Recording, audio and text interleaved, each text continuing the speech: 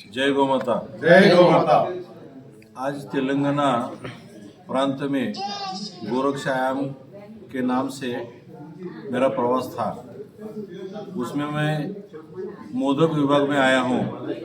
इसमें कार्यकर्ता की बैठक हो गई और देश भर में ये अभियान चल रहा है, गौ माता को बचाए, देश को बचाइए। ये अभियान के बीच में हम लोग सब आए हैं। इसके बीच में हम सब लोगों ने केंद्र सरकार के लिए एक प्रस्ताव दिया है। वो प्रस्ताव के बीच में अलग अलग बिंदु है। उसमें गौ माता के लिए स्वतंत्र केंद्र में या राज्य में मंत्रालय होना चाहिए। शिक्षा के बीच में गौ माता का समावेश होना चाहिए। कानून में बदलाव आना चाहिए। अनुसंधान का अलग अलग प्रयोग शुरू होना चाहिए। जो है अभी वो पर्याप्त है ही नहीं। गौ मांस के बारे में कानून की कार्रवाई कड़ी होना चाहिए। गौ तस्करी होती है उसके लिए कानून है, लेकिन कानून का इस्तेमाल पुलिस अच्छे नहीं कर रही है। तो इसके लिए हम लोगों ने अक्टूबर में जयपुर में गोरक्षा आयोग की बैठक हुई, उसमें प्रस्ताव पारित किया है और केंद्र सरकार को दे दिया है। तो केंद्र सरकार कुछ करे न करे, हम राह देखेंगे और आंदोलन के मूड में और आंदोलन करने के मूड में है। अलग अलग राज्य में अलग अलग भाषा में अलग अलग कानून है, उसमें सुधार करने की जरूरत है। और गौ माता के लिए कुछ न कुछ सरकार ने योजना बनाने की जरूरत है, अनुसंधान करने की जरूरत है। गौ माता की जय। उत्तम कुदळे, संयुक्त क्षेत्र प्रमुख, गुजरात, महाराष्ट्र और गोवा, ऐसे 3 राज्य का मेरे पास दायित्व है। और केंद्रीय जो समिति गोरक्षा आयाम की है उसका मैं सदस्य हूँ। अभी प्रवास के लिए मैं महाराष्ट्र से आया हूँ। జై శ్రీరామ్. ఈరోజు గోరక్ష విభాగం ఆధ్వర్యంలో ఈరోజు మెదక్ విభాగ్ సిద్దిపేట జిల్లాలో ఈ సమావేశము ఏర్పాటు చేయడమైంది. దీనికి ఉత్తమ్రావు కుదుడే గారు వచ్చి వారి యొక్క అమూల్యమైన సందేశాన్ని ఇచ్చి కార్యకర్తలకు ఉత్సాహం నింపారు. అదేవిధంగా ఈ దేశంలో మన రాష్ట్రంలో జిల్లాలో ఎక్కడైనా గో సంరక్షణ, గోసేవ మరియు క్షేత్రీయ నుండి మన వ్యవసాయదారులకు కానీ అన్నిటికీ ఏమేం చేయాలో అన్ని విధంగా ఆయనే మాకు సూచించారు. అదేవిధంగా ఈ యొక్క గో ఆధారిత వ్యవసాయము, గోశాలలో ఏ విధంగా నడవాలి, మరి గోవులకు కావాల్సిన ఏమేమి ఉపయోగాలు ఉన్నాయి గోవుల వల్ల, అవన్నీ కూడా మాకు ఉత్తమ్రావు కుదుడే గారు సూచించారు. వారికి ధన్యవాదాలు తెలియజేస్తున్నాను. జై శ్రీరామ్. జై శ్రీరామ్. విశ్వ హిందూ పరిషత్ మెదక్ విభాగ్ సిద్దిపేటలో ఐఎంఏ హాల్లో గోరక్షకుల సమావేశం నిర్వహించడం జరిగింది. ఈ సమావేశానికి ఉత్తమ్రావు కుదుడే గారు ముఖ్య అతిథిగా విచ్చేసి కొన్ని సూచనలు చేశారు. గో సంరక్షణ ఎలా చేయాలి, గోవులను రక్షించినంత మాత్రాన మనం గోరక్షణ చేసినట్టు కాదు, గోవులను సంరక్షణ ఎట్లా చేయాలి అనే దాని మీద వారు సూచన చేశారు. రాబోయే రోజుల్లో విశ్వ హిందూ పరిషత్ తరఫున మెదక్ విభాగ్ క్షేత్రంలో మొత్తంలో ప్రతి గ్రామంలో సంరక్షణ కమిటీ ఏర్పాటు చేసి గోవుల వల్ల కలిగే లాభాలను ప్రజల్లోకి తీసుకెళ్లడానికి ఈ యొక్క కమిటీలు ఉపయుక్తం చేయాలని సూచన చేయడం జరిగింది. అదే పనులుగా ఖచ్చితంగా మేము ఈ గోర సంరక్షణ సమితిలను ఏర్పాటు చేసి గోవు నుంచి వచ్చే పేడ, పాలు, పెరుగు, వెన్న, నెయ్యి ఇలాంటివి మనుషుల ఆరోగ్యానికి ఉపయోగం ఎలా ఉందో తెలియజేయడానికి మేము కంకణం కట్టుకున్నాం. ఖచ్చితంగా ఈ కార్యక్రమాన్ని పూర్తి చేసి మేము గో సంరక్షణలో పాల్గొంటాం. జై గోమాత. జై గోమాత. जय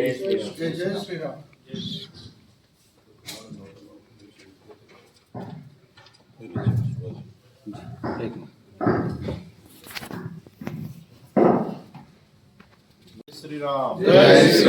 शुभं करोतु कल्याणं आरोग्यं सुख संपदं शत्रुबुद्धि विनाशाय दीपं ज्योति नमोस्तुते दीपं ज्योति परब्रह्म दीप దీపో హారతు మే పాపం. అదే ప్రాబ్లం పడగొట్టి ఓం అసతో మా సద్గమయ తమసో మా జ్యోతిర్గమయ మృత్యోర్మా అమృతంగమయ. ఓం శాంతి శాంతి శాంతి. శ్రీరామ్ భారత్ మాతాకి భారత్ మాతా. మనకు ఫలితం లభిస్తుంది. అదే నీళ్లు చల్లేసి మామూలుగా మనం అక్కడ అగరబత్తితోటి మనం పూజ చేస్తే మనకు త్రివేణి సంఘంలో స్నానం చేసిన ఫలితం వస్తుంది. అదే గోవు సమాధి మనకు పైన మనకు ఊపిరం ఉంటుంది, అది సూర్యనాడి. సూర్యుడి నుంచి వచ్చే ఆత్మీయులలో కిరణాలను తట్టుకునే కెపాసిటీ దానికి మాత్రం ఉంది. కాబట్టి ఎంత వేడి వచ్చినా ఆ వేడి గ్రహించే శక్తి అక్కడ ఉంది ఊపిరానికి. కాబట్టి మన పాలు కానీ పేడ కానీ మూత్రం కానీ అంత పవిత్రంగా ఉంటాయి గోమాతకు సంబంధించింది. కాబట్టి గోమాత మన దగ్గర ఉంటే కొన్ని రోగాలు దూరం అవుతుంది. గోమాత ఒక దగ్గర నిలబడితే కొన్ని కిలోమీటర్ వరకు కొన్ని రోగాలు రావు. అలాంటి గోమాత మనకున్నది. కానీ చాలా మంది గోమాత గురించి బయట మాట్లాడతారు, రకరకాల విషయాలు చెప్తుంటారు. చెప్పడం మాత్రమే జరిగిపోతుంది. కానీ దాన్ని ఎట్లా కాపాడుకోవాలి, ఏ విధంగా కాపాడాలి అని ఆలోచించడం లేదు, తెలుసు ఆలోచించడం లేదు. కాబట్టి మనం ఆలోచించాలి. మన గోమాత గురించి మనం అందరం మాట్లాడదాం. మనం గో ఉత్పత్తులు వాడతామా? వాడతాం. ఎంతమంది వాడతాం? మనం ఏదో కొద్దిమంది వాడతాం, ఏదో ఒకటి వాడాలి కాబట్టి సబ్సిడీగా వాడతాం. బస్ ఇంకేదో కావాలంటే అంటే ధూపం కాబట్టి మనం వాడతాం. అంటే గో ఉత్పత్తి మనం వాడాలి. మనం పక్క వాళ్ళతో వాడిపియాలి. మన పక్క వాళ్ళకి చెప్పాలి, ఇది బాగుంటే వాడమని చెప్పాలి. అట్లా చెప్తున్నమాట, సాహసం చేస్తున్నమాట, వాడిపిస్తున్నమాట, అది మన బాధ్యత. ఎందుకంటే గోమాత బాగుండాలి, గోమాత గురించి పనిచేయాలి కావాల్సిన మనం పనిచేస్తున్నాం కదా. మరి గోమాత రక్షించడం కాదు, ఎట్లా రక్షించాలి? ఇవాళ గోశాల ఉన్నది, చాలా గోశాల పెట్టుకున్నాక గోశాల వాళ్ళకు ఎన్ని ఇబ్బందులు మీరు చూడండి. ఇంత మనం ఒక గోవు పెంచాలంటే మనకు అంత దమ్ము ధైర్యంగా సరిపోలేకపోతే వందలాది గోవులు ఉంటాయి కదా. ఆ గోశాల ఎట్లా పెట్టండి? గడ్డి ఎడికలు తేవాలి, ఆడ పని మనుషులు అడిగి ఉండాలి, ఎట్లా మెయింటైన్ చేయాలి? ఎంత ఇబ్బందికర పరిస్థితి ఉంటుంది చూడండి. ఆయన వాళ్ళ గోశాల మెయింటైన్ చేస్తాం. గోశాల మెయింటైన్ చేయడం వల్ల సహకరించాలి. వాళ్ళకి ఎవరు తప్పుడు అన్న ఇట్లా కాదు కానీ చెప్పాలి. ఇవాళ మన ఊళ్ళ లోపల ఎద్దులు ఎక్కడ ఉన్నాయి చెప్పండి, నందులు ఎక్కడ ఉన్నాయి చెప్పండి. మనకు గోవులు ఎవరు పెంచుతుంది వాళ్ళు చెప్పండి. మనకు ఎవరో ఒకరు పెంచుకుంటామంటే వాళ్ళు ఏదో మామూలు. కాబట్టి మనం అంత యంత్రిక జీవానికి ఇవాళ యంత్రిక యొక్క పరిస్థితికి అనుకూలంగా వాళ్ళ జీవితం సాగిస్తుంది. వాళ్ళ జెర్సీ ఆవులు ఉన్నాయి. జెర్సీ ఆవు బ్రీడ్ ఏంటి? పందితోటి సంపాదన చేస్తే వచ్చింది జెర్సీ ఆవు. జెర్సీ ఆవు ఏమంటే నీకు ఎక్కడన్నా పాలిసారి దానికి స్పర్శ ఉండదు. రా అంటే రాదు, పో అంటే పోదు. అదే పెండల పడుకుంటుంది, ఉల్చల పడుకుంటుంది, అదే పడుకుంటుంది. అది ఎన్ని పాలు కావాలనే తెలియదు. గుంజిన కూడా ఎంత ఉంటుందో ఇచ్చేస్తే బాగుంటుంది. మన ఆవు రా అంటే వస్తుంది, పొమ్మంటే పోతుంది, తిడితే అదుగుతుంది. దగ్గరికి వచ్చి ఒక్కసారి తిట్టినా కానీ మన దగ్గరికి వస్తుంది. అవసరం అంటే కళ్ళకెళ్ళి ఏడుస్తుంటుంది. అంటే స్పర్శ ఉన్న మన ఆవు అన్ని రకాల అర్థం తీసుకోగలుగుతుంది, అన్ని రకాల ముందు రాగలుగుతుంది, అన్ని రకాల మొత్తం ఉండగలుగుతుంది. మన డిఎన్ఏ ఆవు యొక్క డిఎన్ఏ దగ్గర సంబంధం.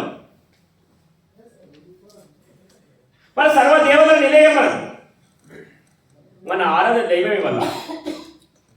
ఎందుకంటే పరిస్థితి వల్ల మనకు వచ్చే తెలంగాణ లోపల అంటే హిందూ అన్న వాళ్ళు ఏమంటే మన గోవు ఎప్పుడు అవసరం ఉండాలంటే ఇంట్లో గృహ ప్రవేశం మనకు గోవు అవసరం ఉంటుంది.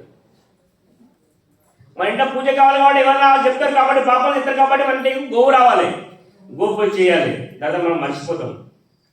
మనం రకరకాల బర్త్డే చేస్తాం. మన బర్త్డేలు అవుతాయి, మన వార్షికోత్సవాలు అవుతాయి, రకరకాల పూజలు అవుతాయి, మన కార్యక్రమం అవుతాయి.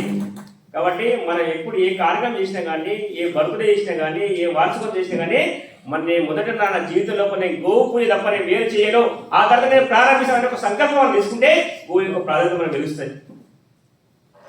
నేను ప్రతిసారి నేను నా పెళ్లి రోజు చేసుకుంటే నేను గోమాత ఫస్ట్ పూజ చేస్తా, నా కొడుకు ఒక భర్త చేస్తా, నేను గోమాత యొక్క పూజ చేస్తా. నేను మా ఇంట్లో ఏ కార్యం చేసినా నేను గోమాత పూజ చేస్తా. మా యొక్క సంస్థ మీటింగ్ పెట్టుకుంటే ఇక్కడ నేను గోమాత పూజ చేస్తా అనే ఒక ఆలోచన మనం తీసుకుంటే గోవు పైన ప్రేమించే ఆలోచన ఉంటుంది, దానికి 10 రూపాయలు ఖర్చు పెట్టే ఆలోచన ఉంటుంది. గోవు కాసం పెడితే, గోవు గడ్డి తినిపిస్తే కొన్ని రకాల ఫలితాలు మనకు వస్తాయి. గోవు పోషిస్తే మనకు అంతగా పుణ్యం వస్తుంది. గోవును కాపాడితే మనకు మరి అంతగానే వాళ్ళకి పుణ్యం వస్తుంది. కానీ కొంతమంది బయటకు వెళ్ళాలంటే తన ముందర జరుగుతున్న సంఘటన చూస్తూ ఊరుకుంటారు. వాళ్ళ ఈ తెలంగాణ గవర్నమెంట్ ఏం చేస్తుంది వాళ్ళ మనకుంటే ఏం చేయలేకపోతుంది. వాళ్ళ ఇంతకుముందు అన్న చెప్పాడు, అలా టీఆర్ఎస్ గవర్నమెంట్ ఉంది, మన రాష్ట్ర సమాజం గోమాత మనం గుర్తు చేయలేకపోయింది, దానికి ఏం చేయలేకపోయిందని చెప్పారు. వాళ్ళు ఏం ఆలోచించారు? వాళ్ళు ఇక్కడ గవర్నమెంట్ ఎవరి గురించి? గవర్నమెంట్ మన గురించి ఏం గవర్నమెంట్ లేదు, మన గురించి గవర్నమెంట్ కాదు. ఎవరి గురించి అంటే ముస్లింల గురించి గవర్నమెంట్ ఇది. వాళ్ళు చెప్తే వింటారు, వాళ్ళు తిడితే పడతారు, వాళ్ళు వాటికి ఇస్తే ఉత్సవం పడుతుంది. ఈ అధికారి కనబడుతుంది, ఎమ్మెల్యే కనబడుతుంది, సీఎం కనబడుతుంది, ఎవరు కనబడుతుంది? అది వాళ్ళ ఆధ్వర్యంలో జరిగింది. మరి ఇవాళ ఏం జరుగుతుంది? ఇవాళ అదే జరుగుతుంది. ఇవాళ ఎవరు వచ్చే కానీ గోమాత ప్రేమ లేని వాళ్ళు వచ్చే కానీ ఏం జరుగుతుంది? మరి రేవంత్ రెడ్డి గారు పూజ చేస్తారా? గోమాతకు పూజ చేస్తాడు. ఆయన పూజ చేస్తాడు, ఇట్లా కావాలి ఇట్లా జరుపుకుంటాడు, పాలు తాగుతాడు, అన్నీ చేస్తాడు. మరి గోమాత ఎందుకు బయట మాట్లాడంటే మాట్లాడితే ఓట్లు పోతాయి. కాబట్టి వాళ్ళు ఏం మాట్లాడరు, వాళ్ళు ఏం ఆలోచించారు. కాబట్టి ఎవరు ఆలోచించారంటే ఈ గోమాతను ప్రేమించేవాడు, గోమాత భక్తి ఉన్నవాడు, గోమాత నా తల్లి, గోమాత నా తల్లి, తల్లి నేను ఆలోచించే వాళ్ళే మనవాళ్ళు మనం. కాబట్టి మనం ఆలోచించాలి, మనం 10 మందికి ఇచ్చినట్టు కలిగించాలి. గో విజ్ఞాన పరీక్షలు పెట్టాలా మనం. ఇప్పుడు అదే మీరు లోకల్ మనకు గోశాల ఉంది, పేడ ఉంది, వేసుకు పోతుంది కదా, మూత్రం ఉంది, వేసుకు పోతుంది కదా. కొద్ది మందికి మనము ట్రైనింగ్ ఇస్తే వాళ్ళ ఆర్థిక పరిస్థితి డెవలప్మెంట్ అవుతుంది. అవే మనం కొనాలి, అవే మనం డిస్ట్రిబ్యూట్ చేయాలి, అవే మనం పంచాలి, అవే మనం బహుమతికి ఇవ్వాలి. అప్పుడు ఏముంటుంది? గో ఉత్పత్తులు పెడతాయి, కొంతమంది ఆర్థికంగా బలపడతారు. కొంతమంది మనకి కొంచెం పని ఉంటుంది, పెండ వేసుకోవాలి కదా, మూత్రంగా వేసుకోవాలి కదా. కొన్ని వాళ్ళు చెప్పారు, మధ్యప్రదేశ్ లోపల వాళ్ళు ఏంటంటే కార్ల పైన ఎండ బాగా వస్తుంది ఏమంటే ప్రాబ్లం అయిపోతే గోపీడతోటి తయారు చేసి మొత్తం కప్పారంట. ఇట్లా చేస్తుంటే ఆర్టీఓలో పట్టుకొని బాగా ఇబ్బంది చేసినట్ట. ఏంది మీరు ఇట్లా చేసారు, ఇది చట్టం విరుద్ధం అంటే చట్టం విరుద్ధం ఏంది? గోపీడతోటి అంటే గోపీడతోటి తయారు చేసినామాట, తయారు చేసి దానిపైన కప్పినామాట. అట్లా చట్టం విరుద్ధం ఉంటుంది. మాకు వీటి ఉంది కాబట్టి మేము కప్పాము, దానికి ఏమంటే లేదు అట్లా మీకు యాక్షన్ తీసుకుంటామని చెప్పేసి అందరూ ప్రతి వాళ్ళంతా పైన వేసుకోవడం, మొత్తం కార్ల పైన వేసుకొని తిరిగినామాట. ఎందుకంటే మా సెక్టర్ మేము ఆలోచించాము, మీరు మాకే అని చెప్పేసి పెద్ద ఎత్తున కొద్ది 100 మంది బయటకు వస్తే అందరూ పరిశ్రమ అయిపోయి లాస్ట్ వస్తే వదిలేసినట్ట. అంటే గోపీడతోటి రకరకాల ఉత్పత్తులు తయారు చేస్తాయి, ప్లాస్టిక్ తయారైతుంది వల్ల, మన బ్యాగులు తయారైతున్నాయి వల్ల. గోపీడతో తయారు చేసిన ప్లాస్టిక్ మళ్ళీ మన కింద పడేస్తే కరిగిపోతుంది, చేనులో అది మట్టిలో కరిగిపోతుంది. అట్లా రకరకాల ఉత్పత్తులు తయారు చేసిన వల్ల గోవు యొక్క ఉత్పత్తి మనం సర్చ్ చేస్తే మనం ఎన్ని రకాల పనులు చేయొచ్చు, మనం ఎన్ని రకాల ఉపాధాన్ని కల్పించవచ్చు, చాలా మంది కల్పించవచ్చు. కానీ ఆ ఆలోచన మనం రావట్లేదు. ఆలోచన మనం చాలా దూరంగా ఉన్నాం, మనం దానికి దగ్గర లేదు. కాబట్టి మనసు పెట్టి మనం ఆలోచిస్తే మీకు ట్రైనింగ్ ఇవ్వడానికి మేము సిద్ధంగా ఉన్నాం, ట్రైనింగ్ ఇప్పించే వరకు తీసుకురావడానికి మేము సిద్ధంగా ఉన్నాం. మీరు నేర్పించండి, 10 మందికి ఉపాధి కల్పించండి. గోవు అంటే పట్టుకోవడం కాదు, పట్టుకున్న తర్వాత దాన్ని ఉపాధి వేరే వాళ్ళు పొందాలంటే మనం వాళ్ళకి ఆధారం చూపించాలి కదా. కాబట్టి గోవును రక్షించాలి, గో ఉత్పత్తులు తయారు చేయాలి, గో ఉత్పత్తులు అందరూ వాడే విధంగా ప్రయత్నం చేయాలి. అప్పుడు గోమాతకి ఏమంటే మనం సేవ చేసే వాళ్ళం ఉంటాం. కాబట్టి మనం ఎక్కడ ఏ సమావేశం జరిగినా కానీ, మనం ఎక్కడ వెళ్ళినా కానీ గోవు సంబంధించిన విషయాలు చెప్పండి, వాడి గురించి మాట్లాడండి, వాళ్ళ ఉత్పత్తులు వాడియండి, అప్పుడు బాగుంటుంది. తెలంగాణ లోపల ఈసారి మేము పెద్ద ఎత్తున కార్యక్రమం తీసుకోవడం జరిగింది. ఇప్పుడు శివరాత్రి పండుగ వస్తుంది కాబట్టి రాష్ట్రం లోపల మందిరం కావచ్చు, లేకుంటే మన సర్కిల్ కావచ్చు, నంది పూజ కార్యక్రమం చేయాలనుకుంటున్నాం. అన్ని సెంటర్లో కొనేమంటే నంది మనకు మంచి గోశాలను తీసి తిరిగేది ఉంటే మనతో పట్టుకొని తింపాలనుకుంటాం. అంటే నంది పూజ స్టార్ట్ మనకు. దాని తర్వాత ఏమంటే మనకి ఏమారో గ్రామ సర్పంచ్ ఉన్నారు, ఎక్కడికి వస్తున్నాయి ఆవులు, ఎద్దులు ఎక్కడికి వస్తున్నాయి, ఎలాంటి పరిస్థితులు బయటకు వస్తున్నాయి, ఎవరు అమ్ముతున్నారు, అమ్మడానికి కారణం ఏంటంటే మన వాడు అమ్ముతున్నాడు, మన వాళ్ళు అమ్ముతున్నారు. ఎందుకంటే ఆ యొక్క ఆవులో కూడా లాభం ఏంటిది? పెండ ఎన్ని ఇస్తుంది, ఎన్ని కిలో ఇస్తుంది రోజుకు, మూత్రం ఎన్ని కిలో ఇస్తుంది రోజుకు, ఎన్ని కిలో ఇస్తుంది, ఏమైంది అని చెప్పేసి మన వాళ్ళకి తెలియదు. ఈ ఆవు పక్కన ఉంది కదా, ఇది పాలు ఇవ్వాలి కదా, ఈ ఆవు ఆఫ్రికా నాకేమవసరం, ఏమి ఉపాధి వస్తుంది అనే ఒక ఆలోచన మనకు మెంటల్ మనం ఫిక్స్ అయిపోయినాం. జెర్సీ ఆవు అయితే బాగా ఇస్తుంది, 10 లీటర్లు ఇస్తుంది, మంచిగా అమ్ముకుంటే పైసలు వస్తాయని చెప్పి జెర్సీ ఆవు పాలతో విషయం తాగినట్టు సమానం. గంగగోవు పాలు గంట నెచ్చారు అని చెప్పి అని మనకు వేమన గారి పాట ఉంది కదా, పద్యం ఉంది కదా.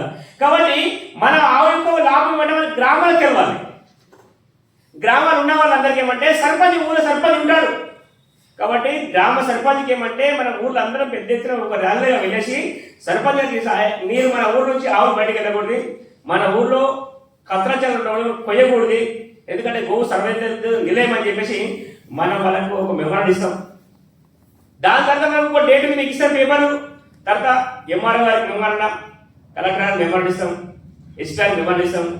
తర్వాత అన్ని ప్రకటన లోపల యువకుల యొక్క సమ్మేళనం చేయాలి. ఎందుకంటే ఈ దేశానికి యువత ఏదనుకుంటే ఇంట్లో అన్ని మారిపోతాయి. కాబట్టి యువకులకు గోమాత పైన అవగాహన కలిగించడానికి యువకులకు సమ్మేళనం చేయాలి. అంటే ప్రతి ప్రకటన కేంద్రం లోపల 100 మంది వస్తారా, 50 మంది వస్తారా, 200 మంది వస్తారా, 300 వస్తుంది. ఎందుకంటే యువకుడు ఏదనుకుంటే ఉంటుంది. వాళ్ళ ప్రతి వాడు ఏమంటే బయట నీతులు చెప్తాడు, బయట మాట్లాడతాడు, బయటకు వచ్చి ఏం చేయాలి వాడు, నాకెందుకన్నా, నాకెందుకు, నాకేమవసరం, నాకు కేసు అవసరమా, ఏమైనా పోదామని నాకేమవసరం ఉంటాడు.